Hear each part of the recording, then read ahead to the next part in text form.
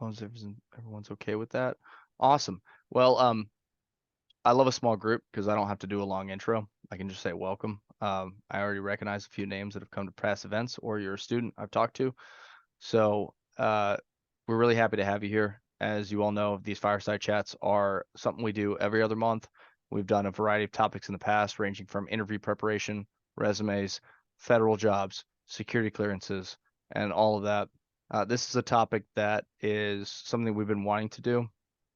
And we're really, really fortunate that we made a connection with Hira, who specializes in the topic, is currently doing research to further this topic. And again, when we're talking about a population like the one we all work on here, heavily veteran, cyber program, helping everybody to transition into this space. This is kind of a taboo, maybe subject that maybe people have questions about. And I guess my preface here is I want you all to feel comfortable asking questions and I want you to engage. Hira is absolutely excellent. I'm here to learn too, but I really hope that if you came here tonight, maybe you've been to past events where you're listening, you're looking for a networking connection, you might ask one question. I really encourage you to engage tonight and feel like this is, you know, a safe place to do so. Um, we're recording this. If you send me a DM and you want me to pause it for in the recording, I'll do that. I really don't care. Like we always record these. I'll put them on YouTube, but I'll pause it if you have a question. Like I really don't care. I want you to get the most out of this. So, um, we've got a few CWCT staff here tonight. Hira, you probably read her bio. We met through actually Hope, who did our last fireside chat on gaining a federal job. And we talked a few times. She met the team, and Hira not only is a mill spouse, not only researches this, but also cares deeply about this subject and is quite knowledgeable in a space that I feel as though us as a staff, we can't always answer these questions about accommodations, disability, mental health, anything like that. So Hira, that was not the best introduction in the world, but we're really, really happy to have you here. Feel free to share your screen, talk through it, but I hope you can echo the same sentiment I am sharing with those that are here. Collaboration, ask questions, come off mute, be comfortable. This is a small group, so get the most what you can. Here, the Yeah, well, floor is yours. Yeah. thanks. Thank you for having me. I will echo all of this where I hope, it's a comfortable space to ask questions. I'm all about engagement. Interrupt me at any point in time while I'm talking. If you need me to repeat myself, don't understand a word I used. I will also be dropping different links in the chat for you about some of the resources I'll probably be mentioning. And I'll also put all my contact information and all that wonderful stuff in there as well. As Steve said, if there's a question you want to ask, but you don't want it recorded or you want it to be more anonymous, shoot one of us a DM with the question and we won't put your name associated with it. But as mentioned, my name is Hira Byrne-Paulin. I am a certified rehabilitation counselor. So that means I have a counseling background in working with all persons with disabilities and not just mental health. And typically that's in the realm of working with someone for their career goals, educational goals, and just personal life goals and functioning. My work centers on helping people understand functional impacts of disability and how that is impacting, again, kind of those three domains of life, and then providing support in terms of programs and resources and benefits that people can utilize to help them meet those goals. A lot of times, why I got into this work and wanting to work with veterans in particular is, while I am the spouse of an active duty Marine, it was actually stemming from my grandfather. He was a World War II POW, and I watched him adjust to his disabilities and more trauma late in life. So in late 70s, 80s, I was hearing stories from my grandfather and watching him go through his chronic pain issues, all sorts of things. And I myself have my own disabilities. I have multiple family members with disabilities. So for us, we grew up the way we were, and it was, quote unquote, normal. It's just who we were. And I watched my grandfather in his old age still struggling with some of these things. And I said, I want to work with people who have a pre and post self. I was this and now I'm that. and I don't quite know where I am in all of this. And how do I access resources? The stuff that I talked about around the dinner table, not everyone knows exists. So that's my goal to, put the word out there, get information out there. And I know how taboo this topic can be, especially in the military community. So I want to normalize the conversations, normalize the language that gets used by providers. If y'all have gone through your VA rating process, some of you may have also had to do those lovely CMP exams and may or may not have positive experiences from them. But the medical fields, the rehabilitation fields are very specific in terms of the language they use, the way they want you to describe what's going on. And sometimes people have a hard time communicating. So that's where I come in and I try and help people learn how to be their own advocate. And I also center a lot of my work in making sure people know about both academic and workplace accommodations. So while you're a student, every school is required to have an Office of Disability Services. They have different names at different institutions, but basically it's the office to serve students with disabilities. And that's where you can go to get academic accommodations that might, I would say it's kind of like the training wheels or the scaffolding to, support you. You still are doing the work. It's just there to help you out. And so those are built in based on your disability, the classes you're enrolled in. And I've seen from a lot of student vets where all of a sudden they're like, oh, school for me, they're fully capable. They just may need a couple accommodations because their disability may be impacting them in ways that they didn't know it would, such as my husband has hearing loss and tinnitus. He actually just got his hearing aid. And, when somebody's talking to you and that kicks off, sometimes you're like, well, there goes the conversation. I don't know what's being said now, right? So believe it or not, there are accommodations when you're sitting in a lecture and your tinnitus kicks off and you can't hear anything anymore. So those are the things I want people to become aware of, because a lot of times that's the barrier and we can help you out. And hopefully then it just, supports your success and ability to reach that educational goal. So that's a lot to start with. I don't know if kind of what all those pieces I was talking about, academic accommodations, workplace accommodations, going through the rating process. I know a lot of people are interested in the Veteran Readiness and Employment Program, also known as VRNE. I don't know if people want me to expand on one of those things or if you want me to keep rambling at you. So I'll pause here, see if we have any questions or thoughts. And I appreciate the Semperfi in the chat. Go ahead. Yes. You covered just all the topics that we deal with being disabled, but I know it's the process, and then I don't want to say the politics, but the reality of how they look at you, how you do not get treated. I mean, I know the regulations and what they say, and they know the regulations and stuff, but you don't actually get I don't want to say a fair shake, but it's just difficult to navigate. For instance, job placement. I'm going to be going back to work after the cybersecurity program. I'm doing really well and it's amazing. But I was on the other side in the uniform and healthy, and now being on the other side as a civilian. Expectation management. I want to sort of know, can I get an ergonomic chair? Because my back is, it has challenges and all the other things. Is that realistic? Or am I being too, I just don't know what I don't know.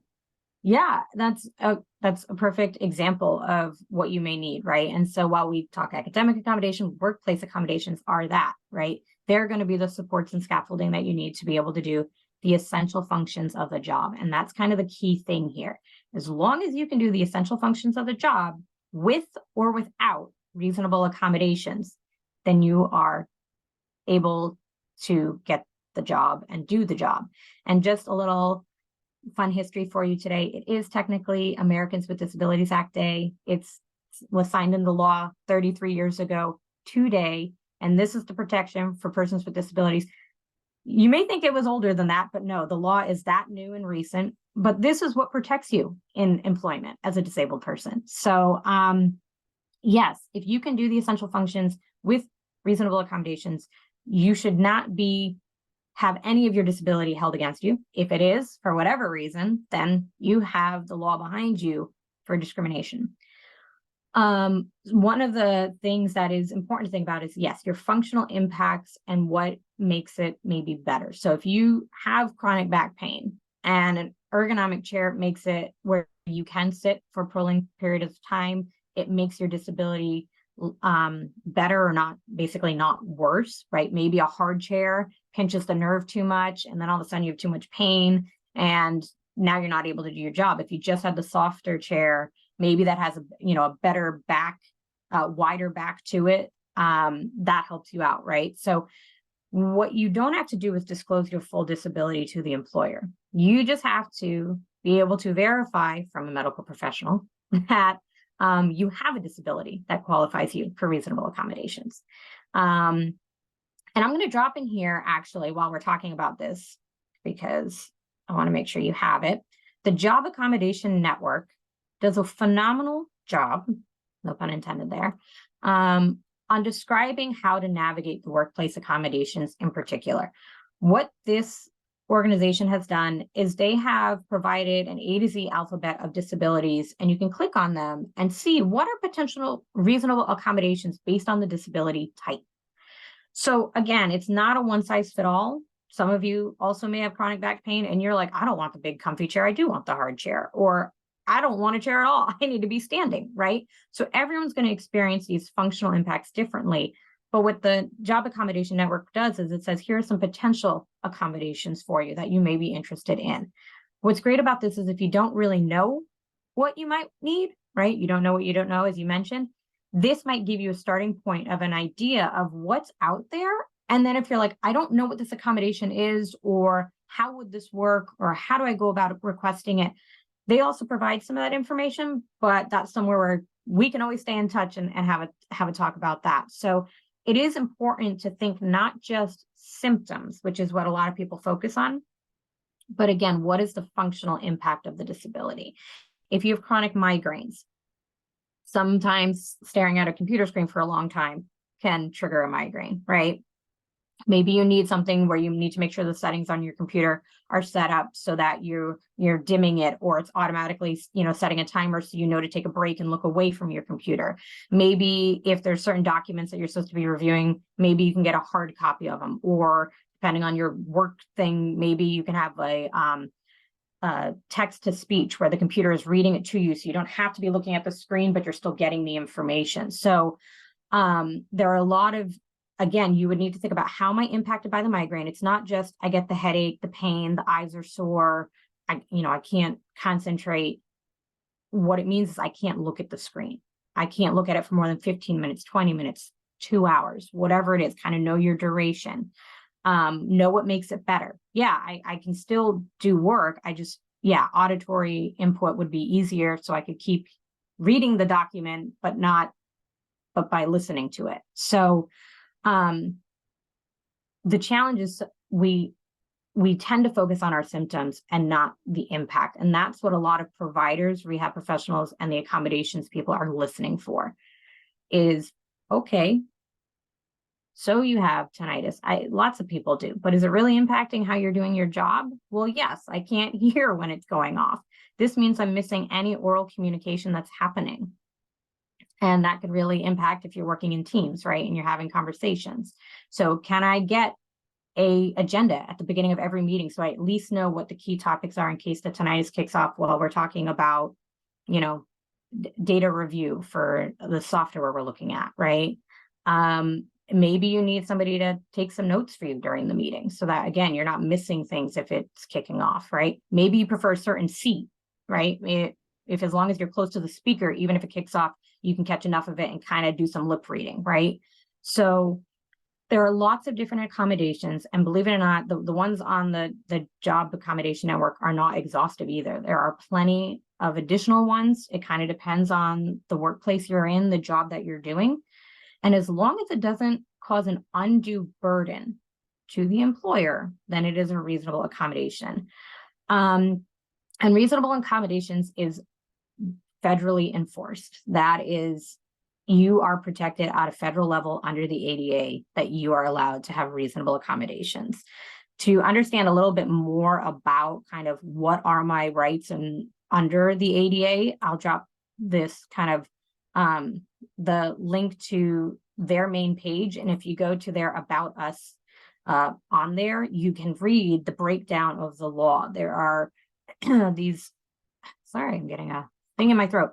There are these major domains in which the ADA covers. Employment, of course, is one of the biggest ones that you'll want to read up on if you're thinking about how am I protected in the workplace. But this also covers transportation, it covers education, it covers facilities, right? Any public or federal websites, all of the technology that we're using today. So it is important to know that this is not related to any veteran status. This is related to a disability status. So, I think sometimes veterans rely, and no fault of their own, on the VA to understand everything that's available to them. But once you've kind of gotten that rating, you've now entered an even larger community, one of the largest minority groups there is, which is people with disabilities.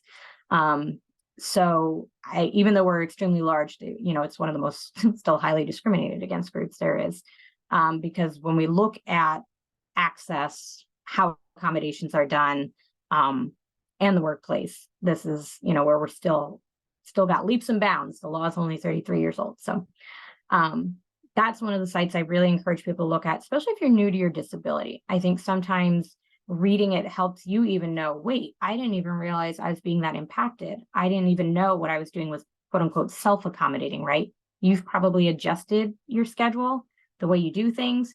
Maybe your spouse always brings in the groceries and you don't, because just bending into the car trunk is too much for your back and doing that up and lifting back motion. Maybe you always sit down to put on your shoes. Now, some of that might be balance related, but some of it may be back related too. Things like that. You should ask if you have any friends or family that you hang out with a lot. Like, do you ever notice if I do anything like different? My husband does the hokey pokey. He puts his good ear in and takes his good ear out, right? Because he can't hear anything. So it's those little mannerisms, right? Or how at one point he needed a heating pad 4 out of 7 days a week to get out of bed when his back was in a really bad state. So, that's a functional impact where you literally can't get out of bed in the morning, right? But a lot of you just say, I take my ibuprofen, I throw on some heat and I'm good. I'm go about my day. But the fact that you had to start your day that way is a functional impact. So kind of almost keep a journal, I say, for like a week and think about some of those little things where you pause and you say, oh, I'm not going to do that. Do you always grab the milk jug with your right hand instead of your left hand, even though you're left hand dominant because your shoulder is too uncomfortable to pull the jug out of the fridge? It's those little things that people don't even think about. And then they translate into the workplace too, right? How am I going to navigate the workspace? If this is how I self-accommodate in my home, how is that going to translate to the tasks I have to do at work? So it kind of helps to think about, where am I already helping myself out, and how may that end up needing to be a workplace accommodation or an academic accommodation as well. I'll pause there because I know that was a lot also.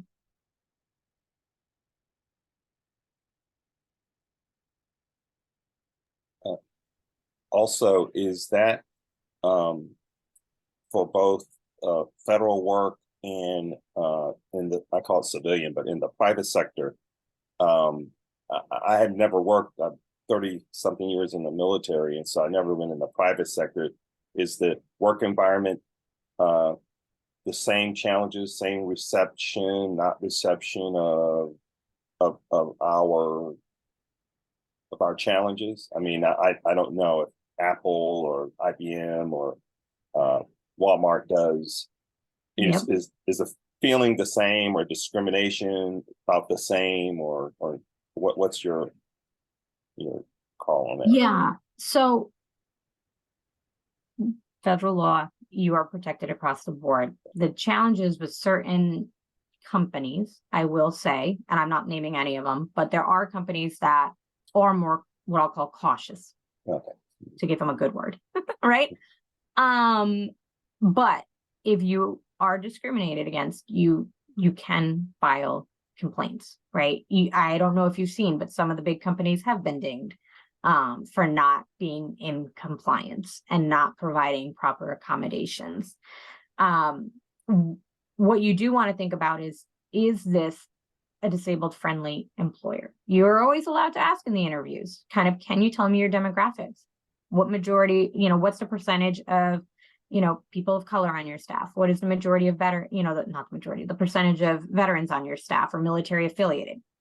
What percentage of your company is disabled? What percentage is whatever? And you can kind of ask those things, right? Sometimes they'll put that out there for the world to know, other times not, but you are kind of allowed to say, what does this workspace look like? Could I see myself here? Am I going to find somebody that I can relate to? And that's totally reasonable for you to get the information you need to make an informed decision. You can look up the lawsuits against companies and other things. I will try and find that site for you. But there you can look up when people have been sued, basically. So you can get an idea of how they're doing it and what's going on. And there are certain employers that have big initiatives for bringing on veterans, bringing on people with disabilities. A lot of times you'll see that maybe they have a specific recruiter for that, right? Somebody who is already dedicated to understanding the population, maybe their needs, and ensuring that they're probably finding a good fit within the company, right? If a company is very forthcoming about how do you request accommodations, is it really easy to find, or is it buried in if you're in cyber and tech, y'all are probably going to find it better than I would, but how far do you have to dig on the web to find how to request an accommodation, or where is the name of the person who is called the ADA coordinator or director of compliance? Those are the people who would grant the workplace accommodations. If you can't find them, that is not a good sign. Okay. Because they're the person you would have to contact and reach out to. So you can sometimes see exactly how, forthright they are about how are we onboarding anyone like this? What supports are we providing right up front? How are we integrating them into our staff in a meaningful way? So, it's important to do your research a little bit and understand that, because again, sometimes people are performative. I mean, we see that with some of the veteran hiring initiatives, right? It's more almost performative than sincere. So, I say kind of integrate those questions into your interview and see what they come up with. If they don't have numbers, if they have to pause really hard, if they look like they're stumped, they haven't thought about this, and that's probably not a good thing. And a lot of times, employers will have working groups or community groups within their companies, depending on the size. And you can always ask about those. Do you have any mentorship programs for these different populations? What does it look like for ongoing support? So just because you hire me and you may be giving me accommodations, am I the only person in the building? And is there a group that's kind of keeping track of this in the company? So I think that's just some of the ways of preparing for it. There is a wonderful advocate. I will try and find her. I was just at a training of hers today, actually. Let me get her name. I don't know how many of you, if all of you are already on LinkedIn, but I also will drop her personal page. But one of the leading, workplace accommodations individuals is Julie Harris. This is her LinkedIn account, and then this is her personal page. And so she helps people learn how to truly navigate the workplace accommodations. She has seen it from small to large companies. And so she's a great person to kind of follow if you're on LinkedIn. She'll give you a lot of advice and training and insights, as well as if you really need consulting and support, she does that. So where I am in the higher ed space doing academic accommodations, she's kind of the person out there really truly doing it in the workplace and workplace accommodations. So I want to put her out there as a phenomenal individual to follow and get information from. I'm just checking the chat here. Hira, yeah, so you Go don't ahead. need to mention the ADA or reasonable accommodation. And that we kind of covered today in her training. And sometimes it does take a little bit of creativity about how you're going to talk to your employer about your needs related to the job. And sometimes you don't have to bring up disability at all. And there are ways to not kind of jump to, hey, I'm going the legal route here on you. And again, sometimes that's that flexibility as you go through an interview and you're like, I see we have to do da da da da. You know, what are other options for employees that may, you know, is there flexibility in those hours, or is it flexibility in, you know, you only have one remote day or multiple? You know, you can kind of inquire and see if they are open to other ways of meeting your need to do the job without doing that. And then even with requesting, you don't have to say ADA. Go ahead, Steve. Sorry. No, do not be sorry. I was a little bit curious about what this looks like in the, like, trying to secure a job space, the interview process. How does the ADA, these accommodations fit into someone who is very qualified, does our program, something like it, is a vet, whatever, but they're trying to land that job? Like, where's that intersection of those accommodations when you have a disability, when you're trying to get a job? If you Yeah. mind. So if you don't have a visible disability, right? If you're somebody with invisible disabilities, which then you don't have to disclose until you want to, or if ever.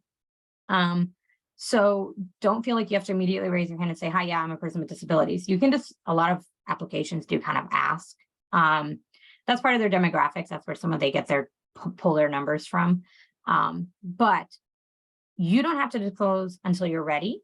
And sometimes you can do the job, self-accommodate, and or the job itself accommodates you enough that you don't actually need to request anything. Therefore, you don't have to disclose.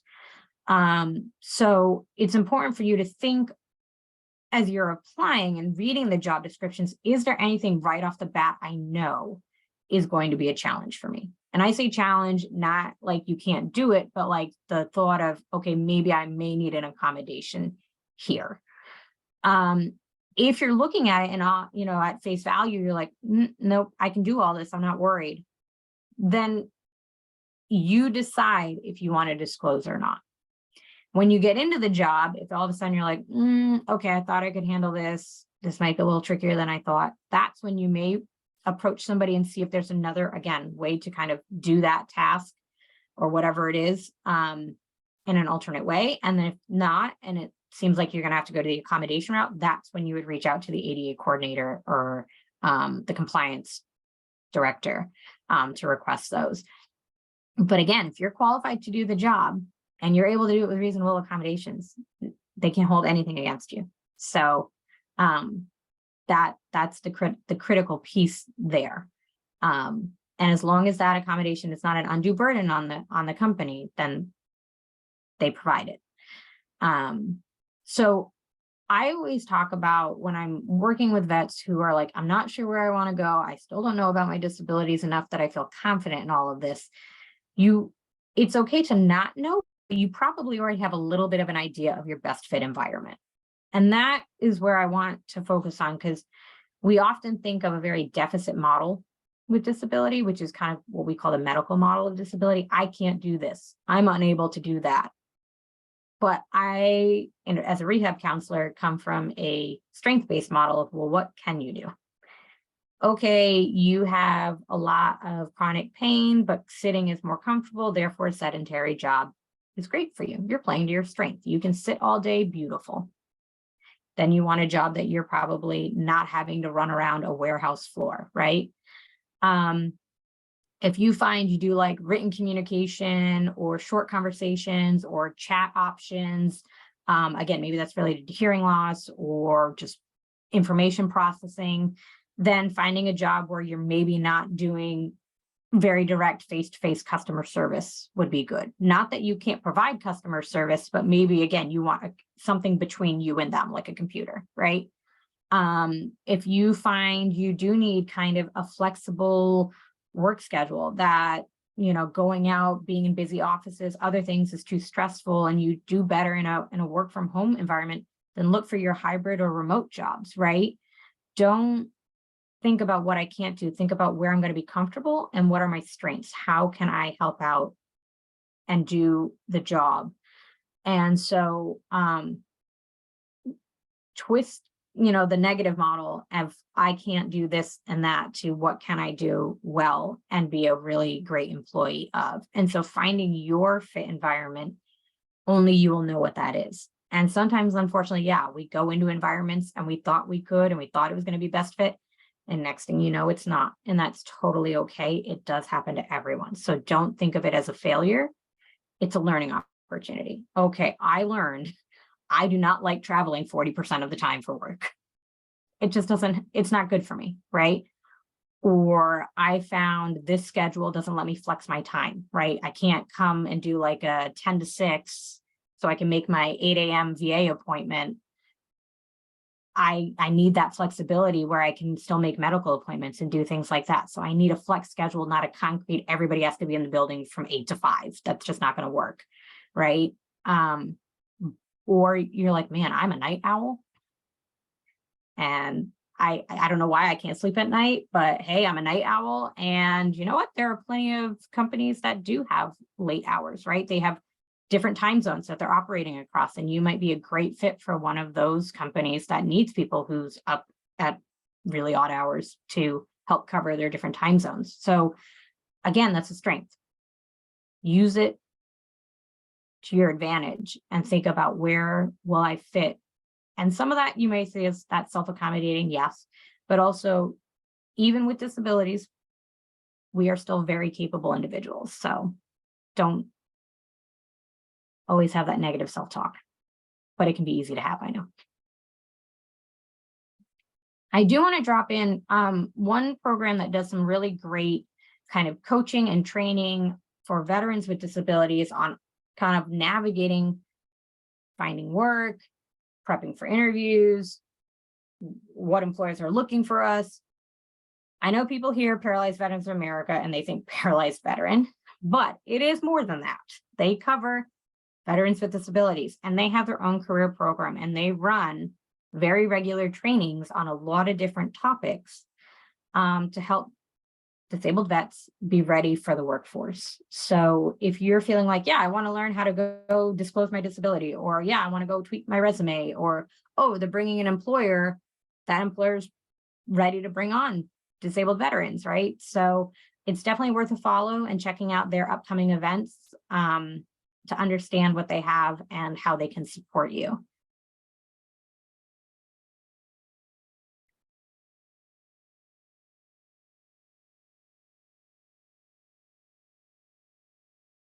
And then I don't have their link up. Hold on. Let me go get it.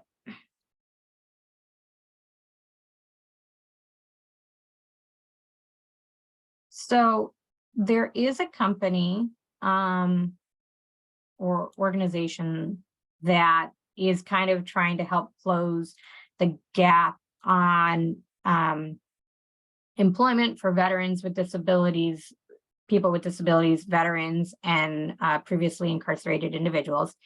It's called Talents Ascend, and you create a profile through them. You don't even have to put a resume. It's more of like a profile, and then employers come and find you. What's great about this organization is that, again, they are helping bring employers that are looking for vets, looking for disabled people, looking for disabled veterans, and they're already aware, right, that you're coming with these identities. So again, finding people that are already ready to receive you is part of finding potentially a best fit environment. So in case people are interested in looking into that, if you want to reach out to somebody who's involved, he is a fellow disabled veteran himself. His name is Bruce Thompson. I'm going to drop his LinkedIn information. And I think if you just email Talents Ascend, you can also reach him through there. Feel free to say I sent you. He's used to it. Another great way to help find a best fit environment and an employer that's ready for you and to feel confident in going into a workplace as a disabled individual is working with vocational rehabilitation counselors and those programs. So the VA has theirs. It's called the Veteran Readiness and Employment Program. As long as you're 10% or more, you're eligible for their program. And they are an employment program that is dedicated to helping disabled vets find competitive employment. Much like I'm talking to you tonight, they're going to want to know your functional impacts, the career you're interested in, and how that career won't make your disabilities worse. Talking to them can be a little tricky sometimes on, describing some of that. Again, we don't want to focus necessarily on your symptoms. We want to think of those functional impacts. We want to think of those strength-based pieces of you, what would potentially be a very great fit environment. But the VRNE program is a phenomenal one to go through, where they are dedicated to working with disabled vets and helping you find a job. They will also help you do career inventories, all sorts of things, leverage training that you're doing, right? If you're coming out of this program, you got a lot of skills under your belt ready to launch. So they are happy to work with you and get you into that role. And again, their whole thing is they have connections and leads and, networks of companies that are ready for them to reach out and say, hey, can we do an internship? Can we do some on-the-job training? This individual just wants to get some experience, and they can help you with the resume and the application process and the interview prep and the negotiations when you get the job offer. So don't sleep on the VRNE program. If you want to know how to prepare for meeting with them, a counselor, I'm always happy to have a conversation, because sometimes, again, you go in and it can be confusing and there's a lot of language and you're like, wait, what is going on here? So that's one thing. And if you don't want to use the federal VRNE program, there are state vocational rehabilitation programs. Every state has a program. This is open to, again, any persons with a disability, which if you are, you are. And you can go there, and just like the federal program, you can get support in finding employment, get some, internships, on the job training, all of that wonderful stuff. Why is it not letting me? There we go.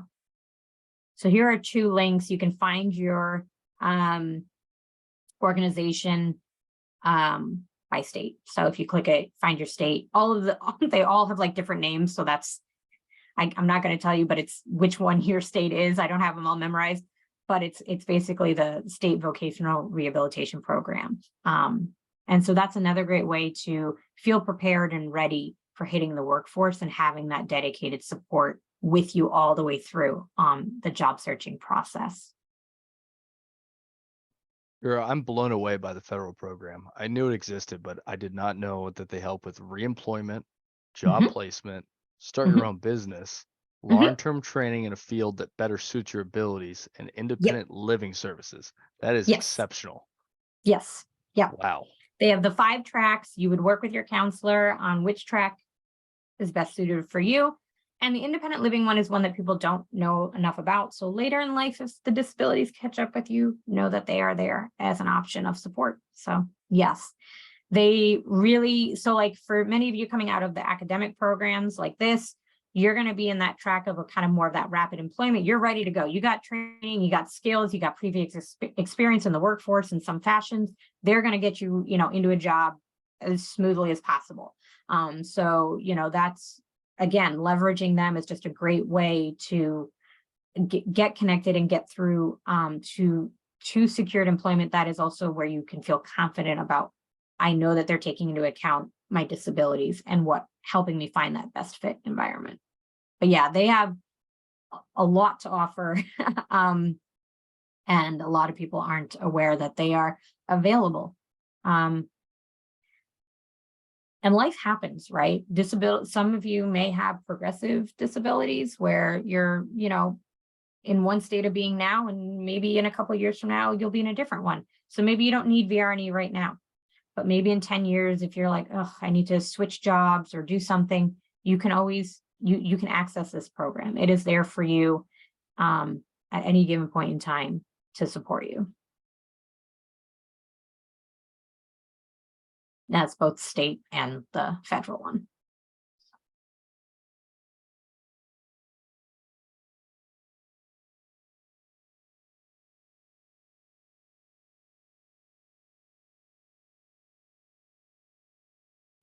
Here, these links have been extremely helpful. And I mean, so Yeah. far, this is, even for myself, a lot more information than I was aware of. I want to encourage the folks in here to come off mute or type to out loud or to one of us if you have a question. Now's a great time to clearly get really good answers from our special guest here, Hira. Which resource were you saying helps us find the better job fit for us? So that is your state vocational rehabilitation or the VRNE program. So the last two sets of links. Though that's where you would work with like a dedicated counselor. You'd be on somebody's caseload and they would be working with you all the way from career interest inventories, looking at what you have in terms of education, training, and experience already, finding out jobs to apply for, going through the application process, going through the interview process, and that kind of final negotiation process of you got offered a job and are they giving you what you deserve? Okay, thank you.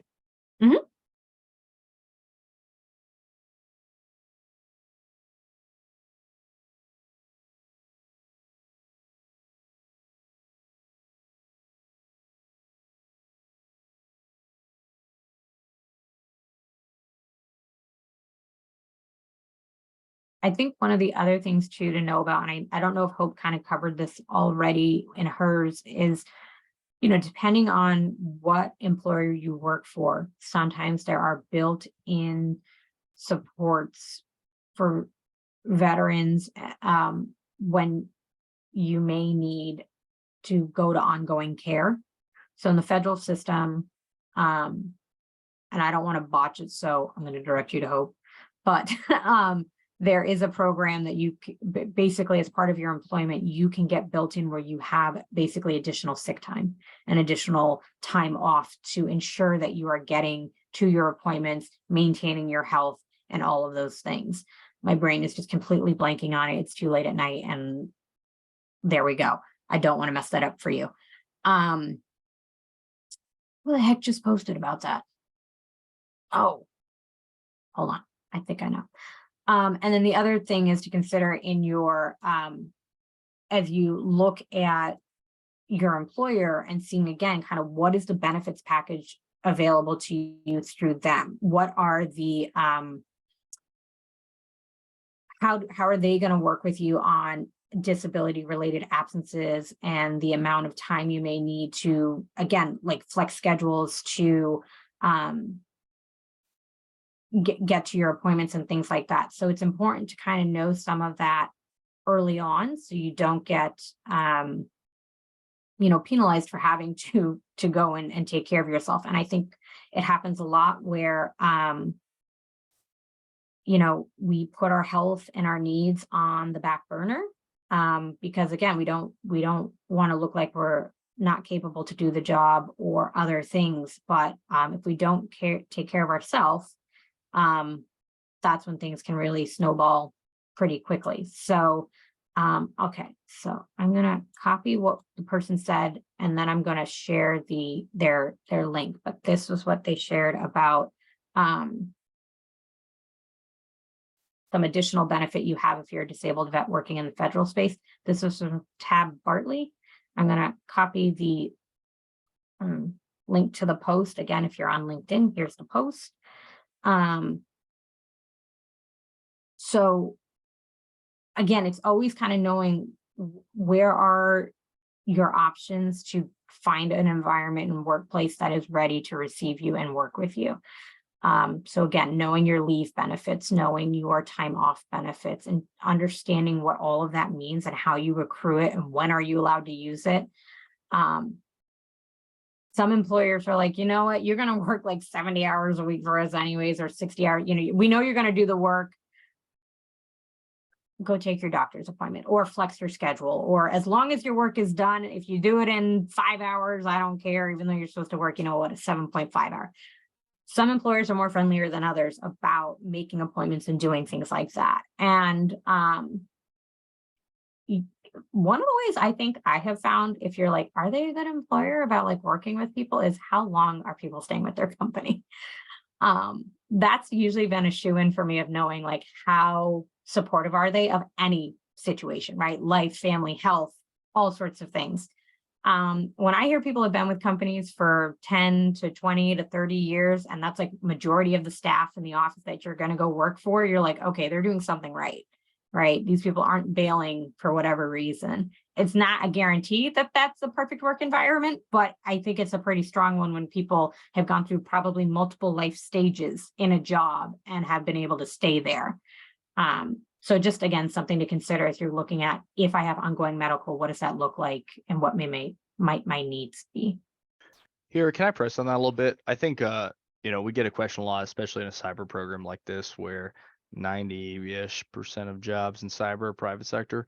And I've referenced earlier, I stole that quote from a guy from Uber, actually, who I actually don't mind saying out loud is a veteran ready company, but they talked a lot about the difference between ready and friendly. So, and that can mean a lot of different things, but coming from a disability standpoint, or in general, just a veteran trying to find a place that's going to be friendly to me. Do you have any other advice for how to, I know you mentioned whether or not they have an ADA person actually on staff is a great telltale sign, but any other tips? Because I feel like the job search, especially in cyber, it's oversaturated with postings. Yeah. But that doesn't mean that it's going to be easy to grab one or one that's going to be accommodating. So any other tips you have for like just not even the interview, not even the job, not even that, just searching, like trying to find the company? Any thoughts? I don't know. Yeah. I mean, everybody has to make that lovely statement of, anti-discrimination in their job postings. So it doesn't help when you're reading that because they're like, yeah, we don't discriminate based on race, gender, veteran status, disability, all that. So it can be extremely hard to know from the post itself. And I will say from what I have seen of vets I've worked with that are trying to apply for these cyber roles and just more of these new age industry, ever evolving. I think there's still a lot to be developed in understanding how they're even writing their job descriptions, right? Like established companies or older institutions kind of have maybe finessed their HR departments and the way they're writing things and the way they're providing a contact person if you have any questions about it. So it can be very hard at face value to understand if the job itself and the company itself just on paper is going to be friendly. And to be honest, there is no permanent tell that is flashing on anyone's job descriptions. It's extremely hard to decipher that information. What, again, is kind of my way of going, okay, from the job description, how do I know what's available to me is when I deep dive into a company. So it's doing your homework. It's annoying as heck. But, just because you see Joe Schmo is hiring and it's a perfect job description, you're like, I can do this and I'm really interested. And they have their nice little anti-discrimination statement. That's when you want to look at the company. You want to look on Glassdoor. You want to see, God, they might have reviews on Reddit and other places. You want to dive into their website and kind of see what they're writing about themselves on the company website, right? Again, what are they promoting? When are they? A lot of things are on social media, right? So find them, see what they're posting about, see who's commenting, see who's following. You can sometimes get a little bit of an idea based on those things, and it does take time. It's not like, okay, I'm just going to click apply and be done and not worry. And I will say, even the best looking companies by advertisement, you may get in there and go, oh my gosh, this is not for me. And so I wish I had the magic wand answer to how to know if this is going to work or not. I don't. But I also will say, trust your gut. I think a lot of people too stick things out saying, maybe I'm just not understanding this, or maybe I'm just too new, or maybe I'm naive and this is just how it is. If it's not working for you, do yourself a favor, start looking for another job. Maybe not leave it till you have the next one lined up, but don't stay in an environment, even if at face value and through the interview and all other things, it sounded like it was going to be great and perfect. If it's not, once you get there, you have to look out for you. No one else will. So when in doubt too, if you're like, man, I don't know about this company, but I see this connection on LinkedIn works there, or, somebody had worked there, that was in their profile that they had worked at this company, they aren't there any longer, reach out, ask to do informational interviews with people. There's a lot of people offering to do mentorship and provide information and insight to help people understand what they're getting into before they get there. So ACP Mentors is one of the big ones. That's American Corporate Partners. They will match you actually with a mentor and help you.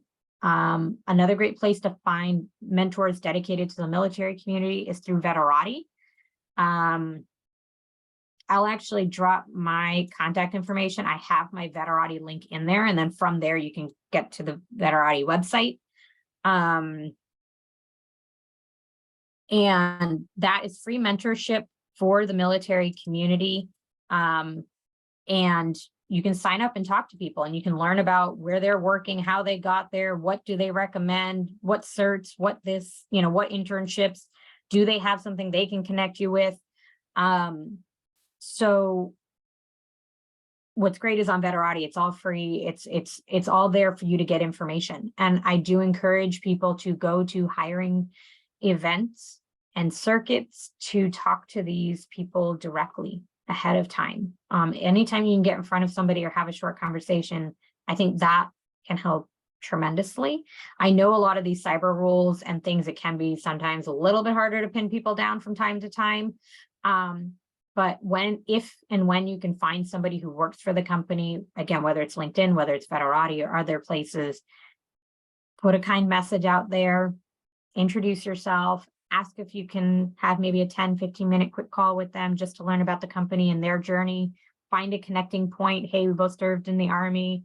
I see you also went to XYZ school. Hey, Steve, I know Steve, whatever it is, and make it this warm introduction of like, I appreciate your time and could you give me some of it? I'd like to learn more. And you'd be surprised how many people are out there ready and willing to have a conversation and look out for one another. So especially in the military community, I will say that. I also know it is phenomenal if you're attached to any institution where you have the ability to work with their career office.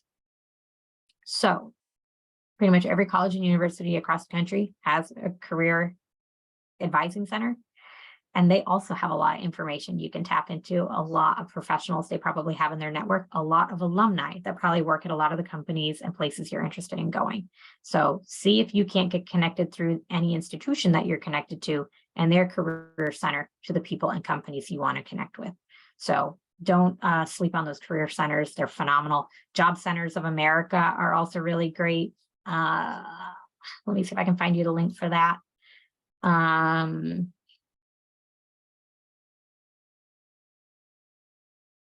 American Job Center, sorry, I'm using the wrong word here.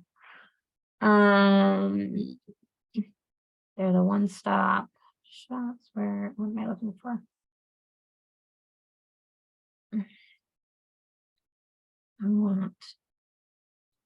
There we go. Clicked on the wrong one.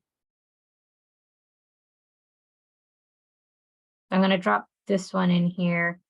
They also typically will have a dedicated counselor for veterans. So they're called the one-stop shops or job center. That is also another great place to American Job Centers to go and get information and to see who they have connections to. But yeah, always reach out to, again, career centers on your campuses, your programs, as well as, again, using your local career centers wherever you're located. And again, if you go to your local ones, they probably know who in your local area they have connections with and opportunities with. So I know a lot of people, it's uncomfortable to ask for help, but all these things exist for a reason and they're there to be a resource. So there's no shame in using a resource and a program to help you get where you need to go. I guarantee you all these successful people you see out there have done that at some point in time in their life. So, use your network. Hira, we have absolutely loved having you. We've got about 4 minutes left. For those with us tonight, ask your questions while we have Hira here. I know she's made herself available to reach out to you all after the fact, but if you have any last minute questions you want to ask, feel free to come off mute and shout it out. Sure has been a pleasure. And as I said, I know it's been a lot of information. It sometimes takes just time to process what was shared and what you heard and how it applies to you.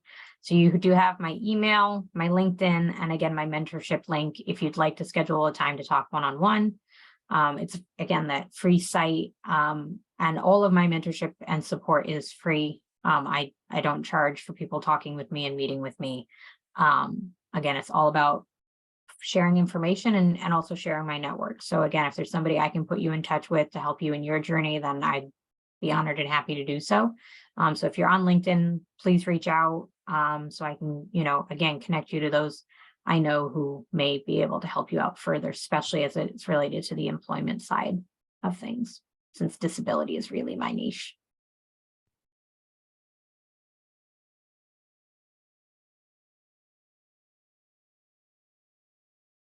I'm only being quiet to allow anybody else to ask a question, but um, if I will, I prefer, as those that know me in the program, I don't like anchoring. I always try and call on someone else to kind of finish out everything because we've heard enough of me.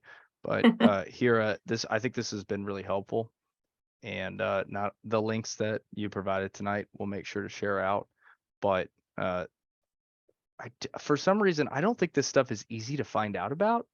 I feel like the stuff you've shared tonight, I would not have known otherwise. And I've been working in this space for years, and I learned a lot tonight myself that I'll be sharing links for, but barely talking about. I'll just refer them to you.